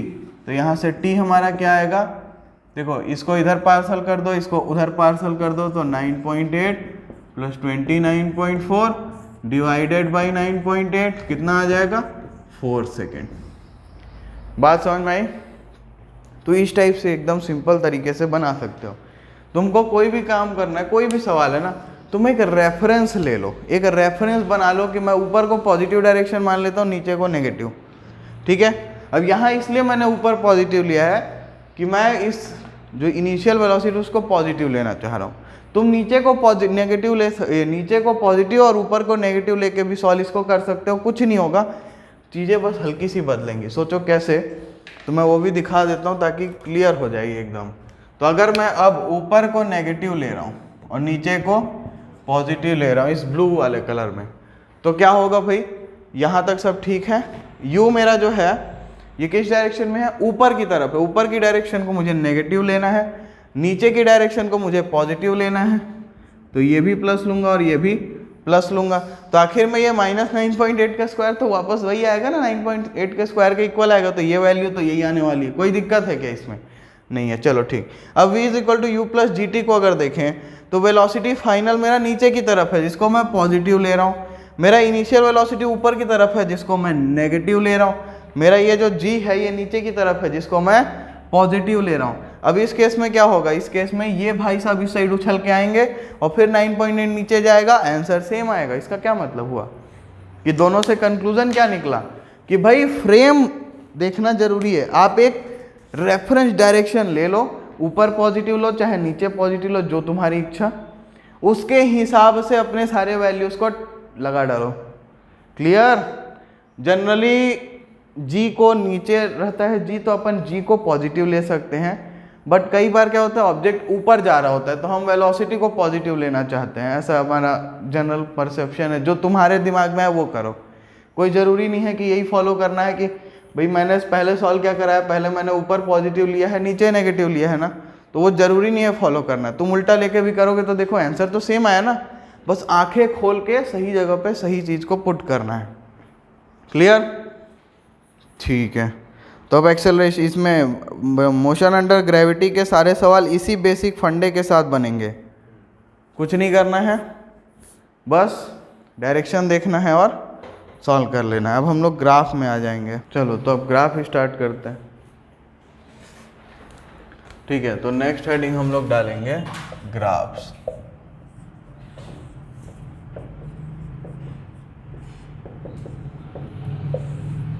करना क्या है, डिस्टेंस टाइम, डिस्प्लेसमेंट टाइम या पोजीशन टाइम बोलो, velocity time, acceleration time, speed time, ये सब का ग्राफ प्लॉट करना है और उसको देखना है। ठीक है, तो सबसे पहले स्टार्ट करते हैं। चलो पोजीशन टाइम ग्राफ से। पहला जो हम लोग पोजीशन टाइम ग्राफ मतलब xt graph, position time graph. ठीक, अब देखो क्या है कि कोई ऑब्जेक्ट मान लो रेस्ट पे है, रेस्ट पे है, तो उसका ग्राफ कैसा दिखेगा?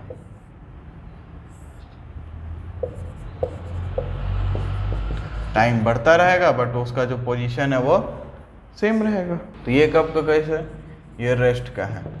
ठीक है, अब एक ग्राफ ऐसा हो सकता है, ये यहाँ से भी हो सकता है या फिर ज़रूरी नहीं है यहीं से हो, वो कुछ ऐसा भी हो सकता है। ठीक, दोनों हो सकता है। दोनों है क्या, ये यूनिफॉर्म मोशन का है। सोचो कैसे हो रहा है, देखो यूनिफॉर्म मोशन का। यूनिफॉर्म मोशन में क्या होता है, वेलोसिटी कांस्टेंट होती है। ठीक है, ये टाइम है, ये x है। तो डिस्प्लेसमेंट वेलोसिटी जो होती है वो क्या होती है, डिस्टेंस अपॉन टाइम। तो यहाँ से क्या लिख सकते हो, यहाँ से लिख सकते हो ना x = v × t। और ये तो v अगर कांस्टेंट है तो ये ऐसा नहीं लग रहा है कि ये अपना लीनियर है, लाइन का इक्वेशन जैसा। कैसा होता था भाई लाइन, ये अगर अपन x + y = a प्लॉट करें या ax + by + c = 0 प्लॉट करें तो ये क्या बनता था, लाइन बनता था। ऐसे डब्बा बनाते थे, वैल्यू लेते थे और प्लॉट करते थे 2 पॉइंट लेके, तो लाइन मिलता था। ये भी तो वैसा ही है, यहाँ बस कांस्टेंट 0 है क्योंकि यहाँ टाइम एक वेरिएबल है और डिस्टेंस एक वेरिएबल है। बात समझ में आई कि नहीं? तो यहाँ एक्स वाई की जगह पे x और t है, कोई दिक्कत? ठीक, तो ये बात समझ में आई कि ये कैसा है, यूनिफॉर्म मोशन के लिए ग्राफ है। ठीक है, अब यहाँ पे क्या है कि अगर मान लो कोई भी डिस्टेंस लो, यहाँ से देखो तो ये मान लो, और यहाँ पे t = 0 है, यहाँ टाइम t = t है, ये डिस्प्लेसमेंट है इसका कुछ x1 और ये x2। तो यहाँ पे जब इस ट्राइंगल में tan थीटा लिखोगे तो क्या लिखोगे, tan थीटा क्या होता है, पंडित बद्री प्रसाद हरी हरी बोल, मतलब परपेंडिकुलर अपॉन बेस। परपेंडिकुलर कितना होगा इसका, ये डिस्टेंस बस, ये डिस्टेंस कितना होगा x2 माइनस x1, और नीचे वाला डिस्टेंस क्या है बेस, ये क्या है t माइनस 0, ये क्या है डिस्प्लेसमेंट अपॉन टाइम है क्या। तो इसका मतलब क्या है, ये पहले हमको वेलोसिटी मिल रहा है क्या, बात समझ में आई कि नहीं।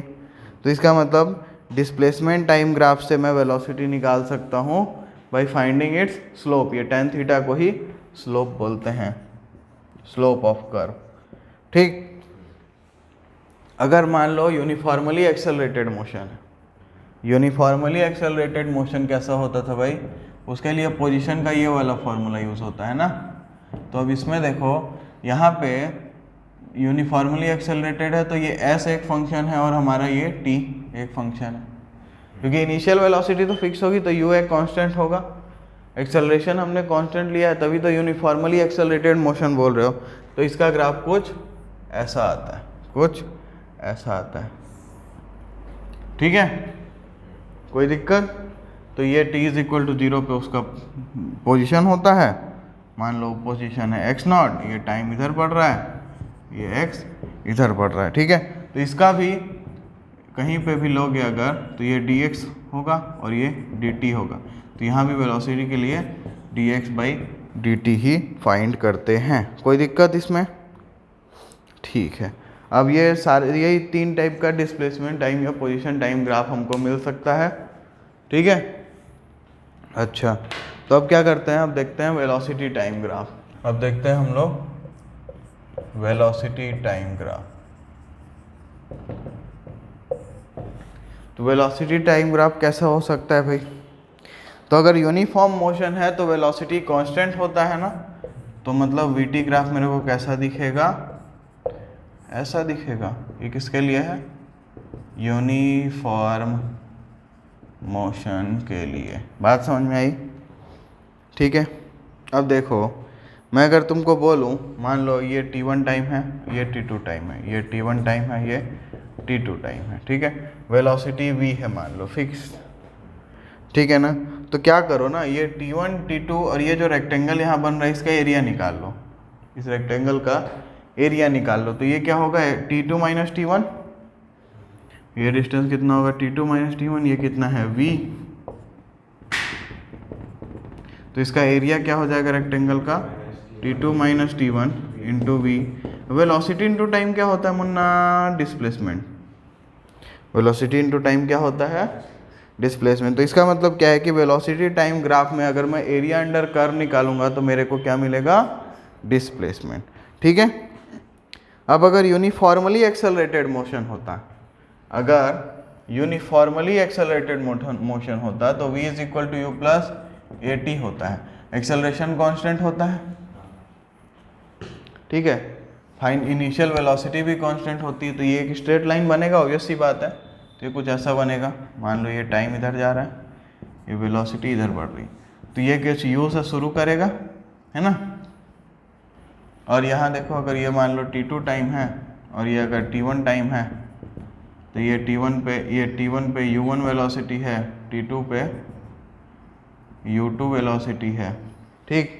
हम लोग क्या करते थे पता है, इसी का डेरिवेशन न करते थे, इसका स्लोप निकालोगे तो ये क्या होगा, ये हाइट कितनी होगी u2 माइनस u1, ये कितना होगा t2 माइनस t1 इसका भी tan थीटा या स्लोप निकालोगे तो क्या होगा u2 माइनस u1 और t2 माइनस t1, ये क्या है, तो एक्सेलरेशन है भाई। तो इसका मतलब क्या है, वेलोसिटी टाइम ग्राफ का स्लोप निकालोगे तो तुमको एक्सेलरेशन मिलेगा, और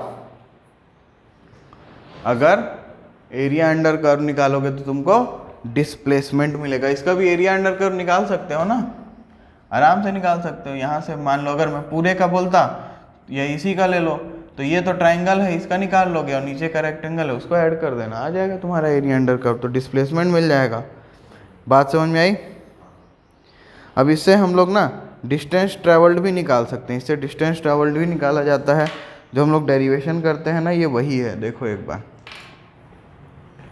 तो अगर मेरे पास ये है कि मेरा वेलोसिटी टाइम ग्राफ, ये टाइम है इधर और ये वेलोसिटी है ऊपर, और ये तो यहाँ पे मान लो तुम्हारा टाइम t है, ये टाइम 0 है, ये तुम्हारा u है, ये तुम्हारा v है, ठीक है। तो अब क्या करो, इसमें देखो भाई अपने क्या चाहिए, एरिया अंडर कर्व चाहिए, ये वाला एरिया चाहिए, तो ये यहाँ से ऐसे ड्रॉ कर लो। तो ये डिस्टेंस ऊपर ये v माइनस यू है, ठीक। तो ट्राइंगल का एरिया और प्लस ये रेक्टेंगल का एरिया, हमको एरिया मिलेगा। तो ये ट्राइंगल का एरिया कितना होगा भाई, हाफ इंटू बेस, बेस कितना है t, हाइट कितना है v minus you, plus rectangle का एरिया कितना है यू टी, ठीक है। तो हाफ इंटू टी। अच्छा ये देखो v is equal to you plus A T है ना, यहाँ से v माइनस यू को क्या लिख सकते हो, ए टी लिख सकते हो क्या, तो ये ए टी हो जाएगा प्लस यू टी, ये क्या हो गया you t plus half a t square. ये यही था ना डिस्प्लेसमेंट शायद तक। तो इसका मतलब area under curve of we T graph gives displacement. बात समझ में आई कि नहीं। और भी डेरिवेशन जो तीनों फॉर्मूले हैं वो भी तुम कर सकते हो, वो भी तुम कर सकते हो। अब हम लोग क्या करेंगे, मोशन को देखेंगे, मतलब क्या है कि नेचर ऑफ मोशन को एनालाइज करेंगे अलग अलग ग्राफ देख के। तो सबसे पहले देखते हैं डिस्टेंस टाइम ग्राफ। क्या देख रहे हैं हम लोग,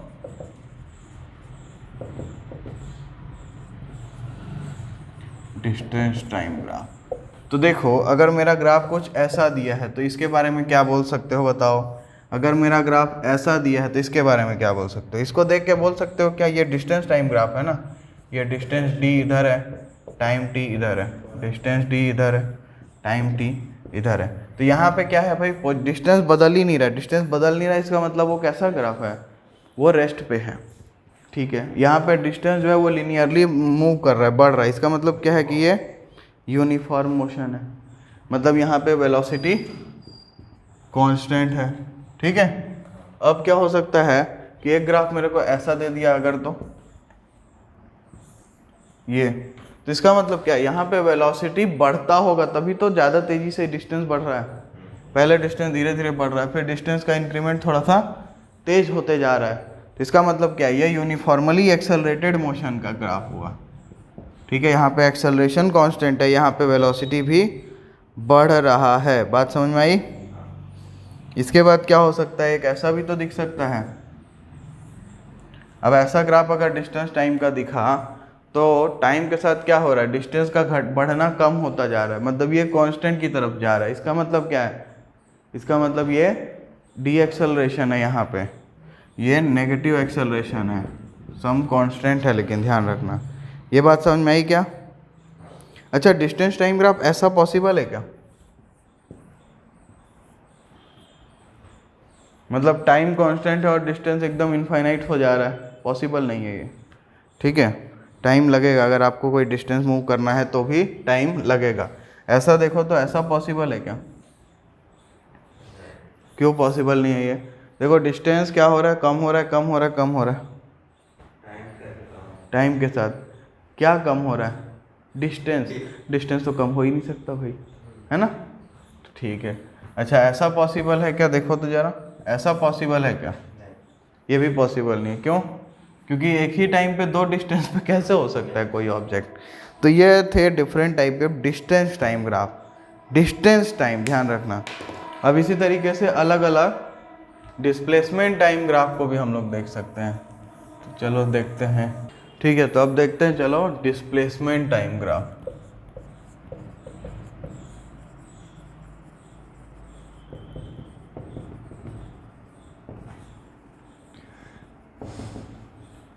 ठीक है, तो ये सारे हम डिस्प्लेसमेंट टाइम ग्राफ ड्रॉ करेंगे। तो ये हो सकता है क्या, हाँ हो सकता है, डिस्प्लेसमेंट कांस्टेंट रह सकता है, रेस्ट पे रहेगा जब। तो ये हो सकता है क्या, हाँ ये भी हो सकता है। क्यों हो सकता है, ये यूनिफॉर्म मोशन का है, ठीक है। क्या ये हो सकता है, हाँ ये भी हो सकता है। क्यों हो सकता है, ये यूनिफॉर्मली एक्सेलरेटेड मोशन का है। अच्छा ये हो सकता है क्या, नहीं ये नहीं, ये तो नहीं हो सकता, नहीं हो सकता, ये भी हो सकता है, बट पहले इसको देखो।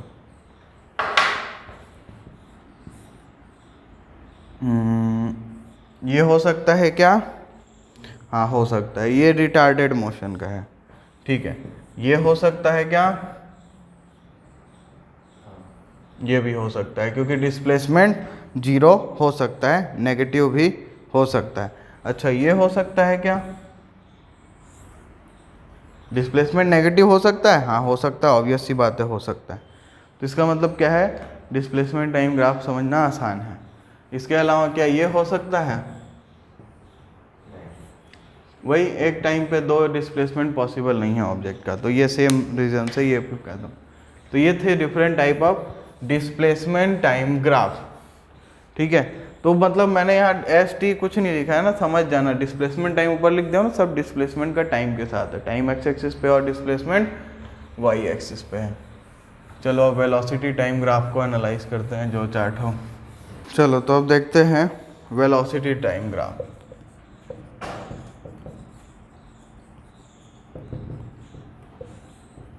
तो वेलोसिटी टाइम ग्राफ में ये हो सकता है, क्या होगा, कोई यूनिफॉर्म मोशन, वेलोसिटी कांस्टेंट है, कोई दिक्कत नहीं। ये हो सकता है क्या, हाँ भाई हो सकता है यूनिफॉर्मली एक्सेलरेटेड मोशन है, ऐसा पॉसिबल है क्या, ऑब्वियस सी बात है पॉसिबल है भाई। यहाँ पे जीरो से वेलोसिटी बढ़नी चालू हुई, यहाँ पे हम कुछ वेलोसिटी यू पे थे, वहाँ से स्टार्ट किए। अच्छा, क्या ये पॉसिबल है? ये भी पॉसिबल है। ये पॉसिबल क्यों है बताओ? क्योंकि यहाँ पे वेलोसिटी बढ़ रहा है, इसका मतलब, और यूनिफॉर्मली नहीं बढ़ रहा है, तो यहाँ पे एक्सेलरेशन तो है बट इंक्रीजिंग एक्सेलरेशन है, एक्सेलरेशन कांस्टेंट नहीं है, एक एक्सेलरेशन ऐसा है जो समय के साथ बढ़ रहा है, ठीक है। अच्छा, यहाँ पे भी ऐसा भी हो सकता है ना कि एक्सेलरेशन समय के साथ घटने लगे, तो ये भी पॉसिबल है। अच्छा, ये पॉसिबल है क्या? बताओ। हाँ भाई, बॉडी किसी वेलोसिटी से स्टार्ट की और रेस्ट पे आ गई, कोई दिक्कत नहीं, ये भी पॉसिबल है, ठीक है। अच्छा, ये पॉसिबल है क्या? वेलोसिटी नेगेटिव हो सकती है, एकदम हो सकती है, कोई दिक्कत नहीं है, ठीक है। अच्छा, और इस टाइप का कुछ पॉसिबल है क्या? नहीं। क्यों पॉसिबल नहीं है ये? भाई वेलोसिटी बढ़ रही है फिर घट रही है, फिर बढ़ रही है फिर घट रही है, क्यों पॉसिबल नहीं है? होगा, पॉसिबल है ये भी, ठीक है। तो ये था वेलोसिटी टाइम ग्राफ। अब देखते हैं अपन स्पीड टाइम ग्राफ। नेक्स्ट देखते हैं, चलो स्पीड टाइम ग्राफ।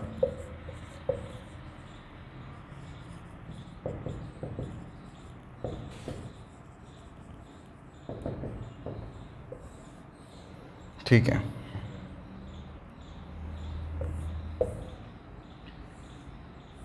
बताओ, सोचो।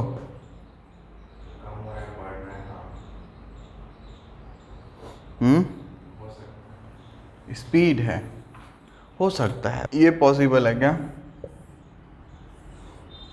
ये वाले में क्या है ना कि ये जो बॉल है ना, ये बॉल को ऐसे मैंने ऊपर फेंका है, तो बॉल की स्पीड घटेगी घटेगी घटेगी घटेगी, फिर बढ़ेगी बढ़ेगी बढ़ेगी बढ़ेगी, बात समझ में आई।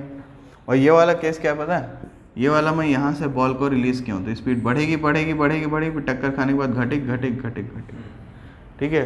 जिस साइड से ड्रॉप करते हैं, अगर आइडियली कोई फ्रिक्शन या कोई भी मतलब एयर फ्रिक्शन सब कुछ आइडियल केस सिनेरियो अगर हो, तो बॉल जिस हाइट से ड्रॉप किया उसी हाइट पे वापस आ जाएगी, अगर एनर्जी लॉस ना हो कोलिजन के बाद, ठीक।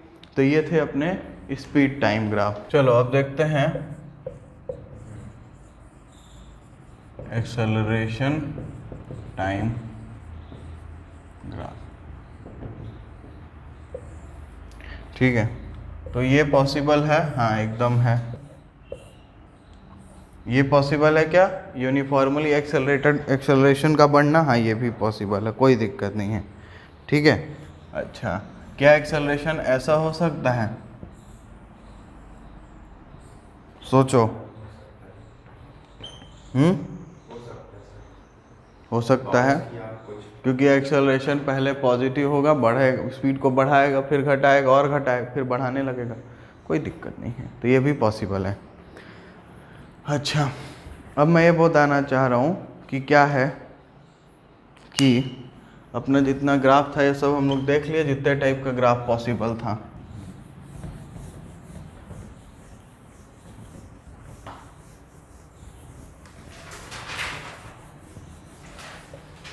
ठीक है, अब ध्यान ये दो, देखो हमारे पास तीन क्वांटिटी, एक है डिस्टेंस या डिस्प्लेसमेंट, ठीक है, डिस्टेंस या डिस्प्लेसमेंट जो बोलो, फिर वेलोसिटी है और एक्सेलरेशन है। वेलोसिटी हमको कैसे मिलता है? dx/dt से, ठीक है।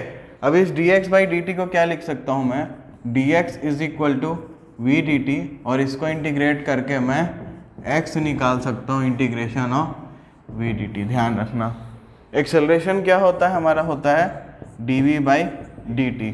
तो यहाँ से मैं क्या लिख सकता हूँ, dv is equal to a dt, dv is equal to a dt। तो इसको अगर मैं इंटीग्रेट करूँ तो मैं v निकाल सकता हूँ इंटीग्रेशन ऑफ a dt। ठीक है, एक्सेलरेशन क्या होता है dv/dt। तो v की वैल्यू क्या लिख सकते हो तुम लोग, d/dt ऑफ dx/dt। तो ये क्या हो जाएगा, d²x/dt²। तो देखो ये जो इंटीग्रेशन है ना, ये इनको एरिया अंडर कर्व देता है। तो देखो वेलोसिटी टाइम ग्राफ का अगर मैं एरिया निकालूंगा तो क्या मिलेगा, डिस्प्लेसमेंट। एक्सेलरेशन टाइम ग्राफ का अगर एरिया निकालूंगा तो क्या मिलेगा, वेलोसिटी। और अगर डिस्टेंस टाइम का अगर मैं स्लोप निकालूंगा तो क्या मिलेगा, वेलोसिटी। वेलोसिटी टाइम का स्लोप निकालूंगा तो एक्सेलरेशन। ठीक है, तो इसी पे मैक्सिमम सवाल तो तुम्हारे फोकस्ड होंगे। ठीक है, कुछ इनिशियल कंडीशन दी होगी, कुछ फाइनल कंडीशन दी होगी, तो 0 से t जो भी लिमिट दिया हो। ठीक है, तो ये हो गया अपना।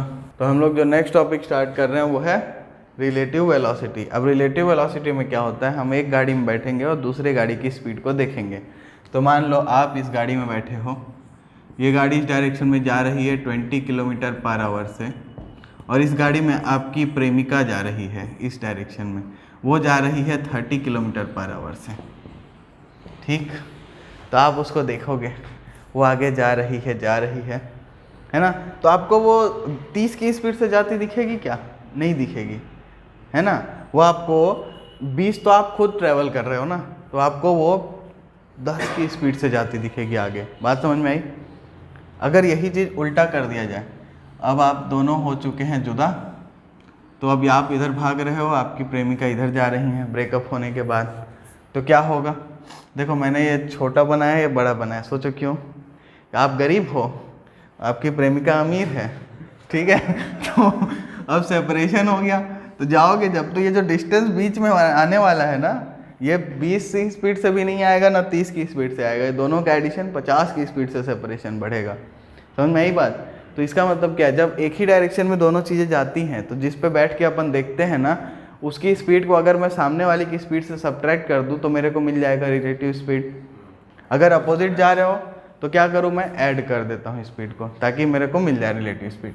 तो इसी तरीके से अगर मान लेते हैं ये ऑब्जेक्ट 1 है और ये ऑब्जेक्ट 2 है, तो velocity of 1 with respect to 2 क्या, v of 1 with respect to 2 क्या मिलेगा, v2 v1 माइनस v2, और v21 velocity of 2 with respect to 1 क्या मिलेगा, v2 माइनस v1। बात समझ में आई क्या। इतना ही है रिलेटिव वेलोसिटी का कॉन्सेप्ट, कि आप जिस पे हो उसकी स्पीड को सब्ट्रैक्ट कर दो। अगर आप सेम नहीं, दोनों केस में सिर्फ ट्रू है ये। वैसे तो क्यों ट्रू है पता है, दोनों केस में क्यों, सोचो अभी समझाते हैं, सोचो पहले, शांत आराम से सुनो, पहले सुनो। देखो भाई क्या है, अभी ये अपोजिट डायरेक्शन में जा रहे हो ना, तुम तो एक ही डायरेक्शन को पॉजिटिव मानोगे ना। तुम मान लो गाड़ी 1 में बैठे हो अगर, तो तुम्हारे लिए ये डायरेक्शन पॉजिटिव होगी और ये वाली डायरेक्शन नेगेटिव होगी ना। तो जब आप यहाँ पे velocity of 2 with respect to 1 लिखोगे तो v2 माइनस v1 लिखोगे। अब v2 आपका नेगेटिव है और v1 आपका पॉजिटिव है, तो ये क्या होगा, अपने आप ऐड हो जाएगा, जरूरत है ही नहीं। समझ में आई बात। वेलोसिटी अपने आप ऐड हो जाएगी, डायरेक्शन भी कंसीडर होगा ना भाई। दोनों जब सेम डायरेक्शन में जा रहे होगे तो स्पीड कम होने वाली है, अपोजिट जाओगे तो स्पीड बढ़ेगी। क्लियर। तो ये रिलेटिव वेलोसिटी कॉन्सेप्ट है। अगर इसको वेक्टर फॉर्म में भी सोचना चाहोगे तो वो भी पॉसिबल है, कि मान लो velocity of A with respect to B क्या होगा, V B minus V A vector. अब इसको क्या करोगे भाई, तो V B plus minus V A vector. ये मैं सिखा चुका हूँ, तो इस पर मैं कुछ नहीं करूँगा। मैथमेटिकल टूल्स पढ़ाते टाइम एक एक चीज़ सिखाया हूँ कि कैसे अपन वेक्टर्स को सब्ट्रैक्ट करते हैं। तब रिलेटिव वेलोसिटी पे भी कुछ सवाल बहुत एकदम ऐसे रॉकेट साइंस वाले नहीं आते हैं, बहुत ही बेसिक टाइप के सवाल पूछे जाते हैं। ठीक है, इस पे मैं कोई सवाल लेना चाहता हूँ, एक सिंपल सा सवाल ले लेते हैं। चलो ठीक है, वही सवाल ले रहा हूँ जिसमें सारी दुनिया बोलती है बहुत हार्ड है, क्योंकि अप स्ट्रीम डाउन स्ट्रीम सुन के ही बुखार आ जाता है तुम लोग को, इसीलिए मैं उसी सवाल को सेलेक्ट किया है मैंने। ठीक, तो अप स्ट्रीम का मतलब समझते हो? याद ही नहीं होता ना अप स्ट्रीम डाउन स्ट्रीम क्या होता है। क्यों +1 -1 क्यों रट रहा है बता तो। मैं पूछ रहा हूँ अप स्ट्रीम क्या होता है। नदी में तैर रहा है, तेरे को बोले अप स्ट्रीम जाना है, किधर जाएगा? नदी के साथ कि नदी के अपोजिट? साथ जाएगा। गधे बावले, आँख खोल के सोच। देख भाई, काम कर, मान ले झरना है, ये झरना है, पानी इधर जा रहा है, तेरे को अप स्ट्रीम जाना है। किधर जाना है? Up stream. Up stream, up मतलब झरने के ऊपर जाएगा, पानी किधर है? नीचे जाएगा ना झरने के। इसका मतलब क्या है? अप स्ट्रीम में अपन अपोजिट जाते हैं, वाटर के अगेंस्ट जाते हैं, तो हमारी स्पीड कम हो जाएगी। बात समझ में आई? और डाउन स्ट्रीम में क्या होगा? झरने के साथ नीचे उतर जाएगा, है ना, नीचे जाएगा ना झरने के। हाँ, तो मतलब क्या है? पानी के साथ बहते जाओगे, और बहते जाओगे तो स्पीड तुमको और तेज बहा ले जाएगी, फिर और क्या, स्वाहा हो जाओगे झरने की खाई में। ठीक है, तो एक्चुअल में ये इसके लिए ही ट्रू नहीं है, ये नदी के लिए भी ट्रू है। अगर नदी के साथ जा रहे हो तो वो डाउन स्ट्रीम बोला जाता है, क्योंकि जिधर नदी बह रही है आप उसी के साथ हो। तो मैं इसको अप डाउन से याद करना ज़्यादा पसंद करता हूँ, ताकि दिमाग में बना रहे। ठीक भाई, नदी के लिए ही बता रहा हूँ, झरने का सवाल नहीं आता, नदी का सवाल आता है, तो यहाँ पे ही उसको कंसीडर करना है। ये याद रखने के लिए है कि भाई अगर भूल गए अप किधर है डाउन किधर है, तो सोचो अप बोले तो झरने के ऊपर। झरने के ऊपर मतलब पानी तो ऊपर चढ़ेगा नहीं ना भाई, स्वर्ग थोड़ी ना है, नर्क है, तो नीचे ही जाएगा पानी। तुमको ऊपर जाना है तो क्या होगा? तुम्हारी वेलोसिटी कम हो जाएगी, पानी की वेलोसिटी तुमसे सब्ट्रैक्ट करनी पड़ेगी। और जब नीचे उतरना चाहोगे तो झरना तुमको भी बोलेगा चल बे जल्दी चल जल्दी चल, ढकेलेगा, तुम्हारी स्पीड बढ़ जाएगी। क्लियर है ना? तो अब इस पे एक अप स्ट्रीम डाउन स्ट्रीम वाला सवाल ले लिया जाए। अब इसको देख के बुखार नहीं आना चाहिए। अप स्ट्रीम डाउन स्ट्रीम अगर समझ में आ गया तो इस पे बुखार नहीं आना चाहिए। तो सवाल ध्यान से सुनेंगे। 2 trains 120 metre and 80 metre in length, 2 train हैं, ठीक है, तो एक का लेंथ है 120 मीटर, दूसरे का लेंथ है 80 metre, are running in opposite direction with velocity 42 kilometre per hour and 30 kilometre per hour. मतलब वेलोसिटी कितना है ट्रेन 1 का, मान लो 42 किलोमीटर पर आवर, और ट्रेन 2 का वेलोसिटी कितना है 30 किलोमीटर पर आवर। ठीक है, तो in what time they will completely cross each other. In what time they will completely cross each other. मतलब अब समझो, इसमें 2 ट्रेन है, ये 2 ट्रेन है, ये 80 मीटर का है। ट्रेन 1 जो है शायद लंबा है ना, हाँ, ट्रेन 1 120 मीटर का है और ये 80 मीटर का है। ये ट्रेन 1 है, V1 इसका कितना इस डायरेक्शन में है, कितना है 42 किलोमीटर पर आवर, और इसका V2 इस डायरेक्शन में कितना है 30 किलोमीटर पर आवर। ठीक, तो हमारा सवाल यह है कि कितने समय में एक दूसरे को कंप्लीटली क्रॉस कर देंगे। अब कंप्लीटली क्रॉस कैसे करेंगे सोचो। तो भाई ये यहाँ से ऐसा शुरू होगा, ऐसा शुरू होगा, है ना, और ये फिर ऐसा हो जाएगा कि ये ट्रेन 1 है, ये ट्रेन 2 है, तो 1 ऐसा निकल जाए और 2 ऐसा हो जाए। समझ रहे हो कि नहीं समझ रहे हो? तो ऐसा जब कंप्लीट होगा तो इसमें कितना डिस्टेंस ट्रेवल हुआ होगा। तो ये वाला 1 या ये वाला, ये कहाँ तक जाएगा? मान लो अगर इसको रेस्ट पे रख दोगे तो ये क्या हो जाता, ये यहाँ से चल के यहाँ निकल जाता, मतलब ये अपना 120 मीटर करता, साथ में इसका 80 मीटर को भी ट्रैवल करता। बात समझ में आई कि नहीं? तो अब इस क्वेश्चन को करने के लिए अपन करेंगे रिलेटिव वेलोसिटी का यूज़। तो क्या करें, चलो तो हम लोग निकाल लेते हैं velocity of 2 with respect to 1। Train 2 का वेलोसिटी ले लेते हैं विथ रिस्पेक्ट टू ट्रेन 1, जो कि क्या होगा, अरे V2 तो छोटा है, चलो V12 लेते हैं, V12 लेते हैं, या V21 ले लो, कुछ भी ले लो यार, दोनों में आना आंसर एक ही है। तो velocity of 1 with respect to 2 हम लोग ले लेते हैं, तो कितना होगा, V1 कितना है भाई 42 माइनस 30 है। अच्छा, अच्छा, दोनों अपोजिट डायरेक्शन में है ना। तो अगर मैं v1 को पॉजिटिव ले रहा हूँ 42, तो v2 को नेगेटिव लूँगा ना।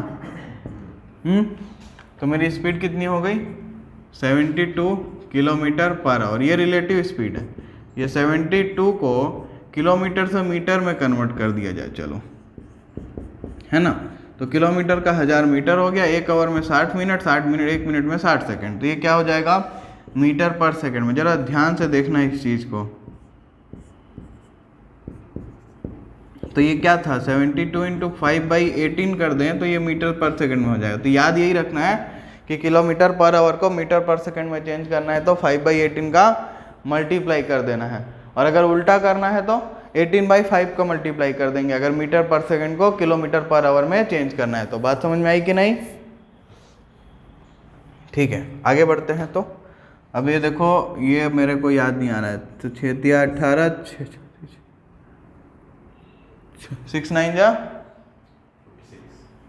नहीं 6 1 जा 6 2 जा 12 6 72 होता है ना। ठीक है, और ये 3 एकम 3 चौके 18 चौके 72 भी होता था, डायरेक्ट भी कर सकते थे। 5 4 जा 20 मीटर पर सेकेंड। ठीक है, ठीक है ना।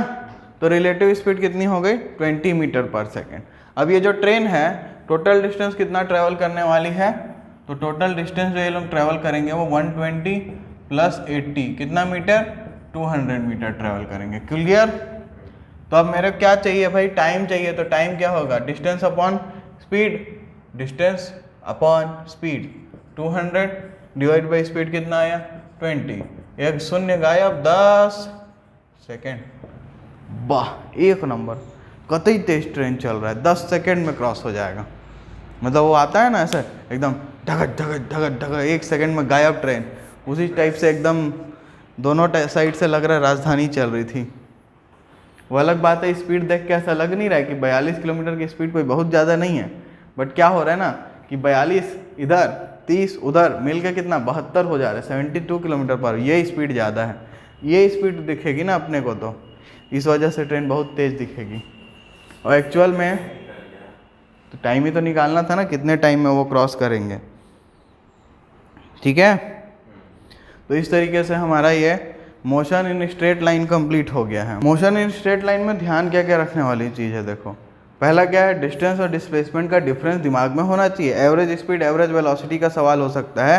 एवरेज वेलोसिटी का एक और तरीका है। एवरेज वेलोसिटी निकालने के लिए मान लो अगर बोले ना कि यहाँ ए से लेके यहाँ बी तक गए हो, मान लो ए से बी तक गए हो और ये बीच सी है, ये ए से सी की वेलोसिटी तुम्हारी अगर v1 है, सी से बी की वेलोसिटी v2 है ना, तो v एवरेज जो है ना वो v1 + v2 डिवाइडेड बाई 2 से भी निकाल सकते हो, कोई दिक्कत नहीं है। ठीक है, तो ये एक चीज़ ध्यान रखना है। उसके अलावा अपन डिफरेंट टाइप का ग्राफ देखे हैं, वो दिमाग में रखना है। इक्वेशन ऑफ मोशन, तीनों मोशन एकदम ऐसे चुटकी बजाते ही दिमाग में तीनों छप जाना चाहिए, सोचना ही नहीं पड़े उसमें। तो v = u + at s = ut + ½ at² v² - u² = 2as।